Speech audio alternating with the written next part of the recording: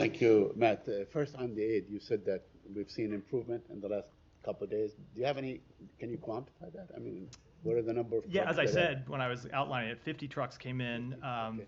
from Jordan yesterday. There were another, I think it was 20 or 30 trucks that came in on Monday into Aris. So we've seen some initial truck deliveries, and we've seen the opening of these other routes that should allow aid to move around Gaza more easily, and especially move from the south to the north. But the proof is going to be in the pudding. We're going to have to watch and see that all of this isn't just sustained, but that it continues to increase. So the level that you want to see over the next 30 days and so on is what, like 300, 350. It's outlined in the letter. 350. Okay, Yeah. all right. That's good. Second, on the issue that Matt raised on the memo, providing Israel with 3.8, I guess, $3.8 billion a year and so on.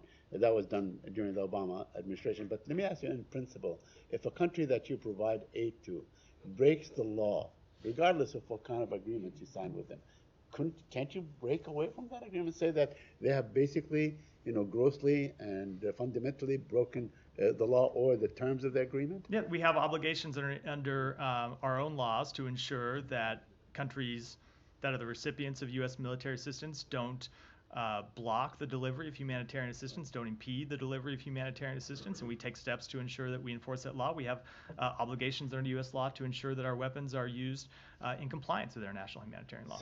So in principle, you can declare that agreement to be null and void if it does not fit into your... Saeed, I'm not going to get too far into parsing the law from here, as I'm not a lawyer, but yes, we have the ability to enforce U.S. law, of course. Okay, good.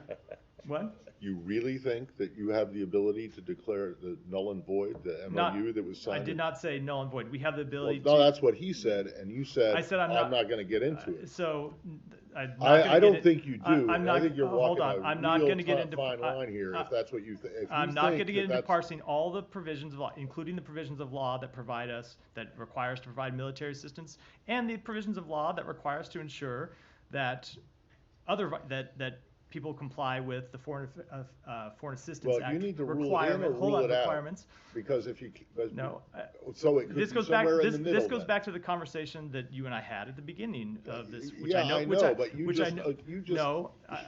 But you just left the door open to you saying that you could declare that the administration could declare the MOU that was signed took effect in 2019 and is valid until 2028 could be declared null and void. I very much did not. You should never. I don't think that's correct, but that's what you implied. That is not at all what I implied or said. Okay, thank you. Let me just continue. Also, in the issue that Ahmed raised on the human shield and so on.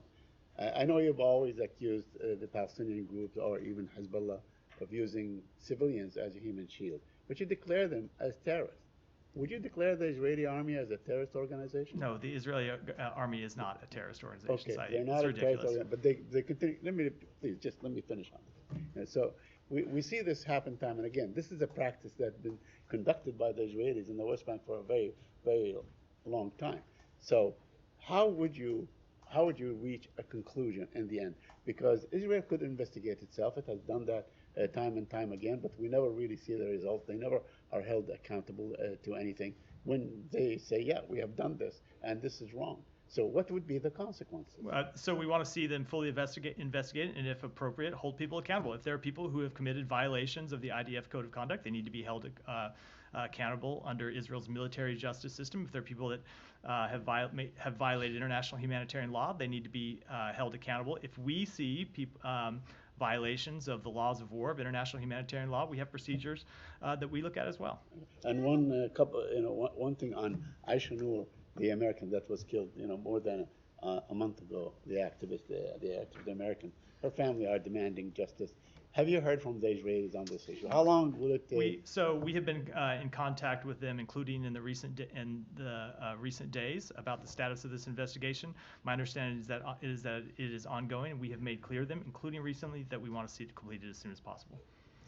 All right, I'm going to try to go to somebody else. Hold on, I'll go to Kylie, and then we're 45 minutes in. I haven't gotten to anything else, and so Kylie, go ahead.